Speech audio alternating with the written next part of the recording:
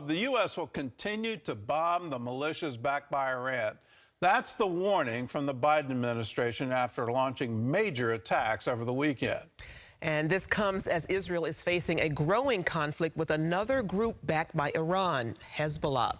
These terrorists are launching more rockets against the Jewish state. Julie Stahl brings us the story from Jerusalem.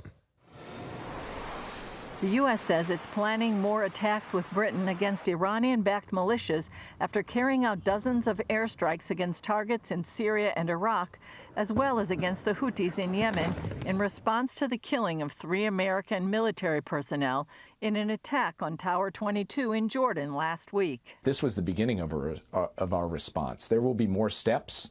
Some of those steps will be seen, some may not be seen, but there will be more action taken to respond to the tragic death of the 3 brave U.S. service members. Conservatives have argued that the Biden team's weak retaliatory strikes have not worked so far, with more than 160 enemy attacks on U.S. bases or ships since mid-October.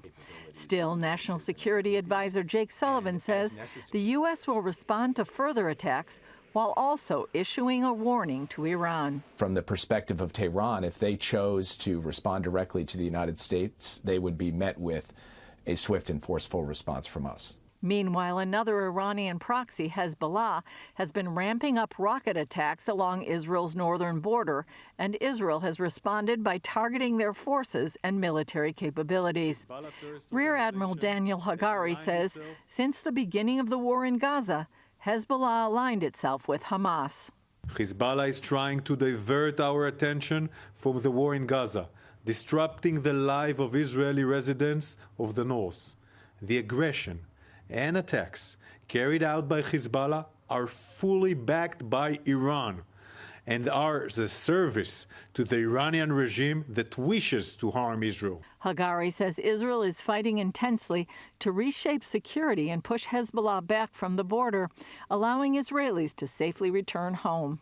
According to the UN Security Council Resolution 1701, following the Second Lebanon War, the presence of armed Hezbollah operatives south of the Litani River is prohibited. Despite the UN resolution, Hezbollah turned southern Lebanon into its main stronghold.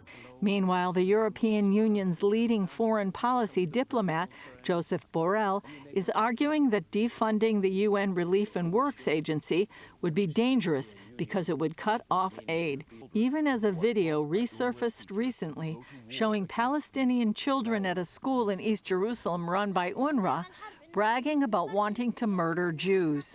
And as Israeli revelations indicate, that UNRWA workers in Gaza participated in the October 7th massacre and kidnapping of hostages. All of this amid ongoing talks for a possible ceasefire and hostage agreement with Hamas. Israeli Prime Minister Benjamin Netanyahu says Israel won't agree to a deal at all costs to free the hostages held in Gaza. He says Hamas battalions must be destroyed, the terrorist infrastructure cleared out, and tunnels neutralized. Hamas seems ready to refuse the hostage release deal if Israel doesn't agree to stop the war and withdraw from Gaza. Julie Stahl, CBN News, Jerusalem. Well, UNRWA needs to be defunded and defunded worldwide. I'm so glad there's a movement now, European nations saying no. The Biden administration is following what Trump did. Trump said, no, we're not, American dollars aren't going to UNRWA anymore. This has to stop.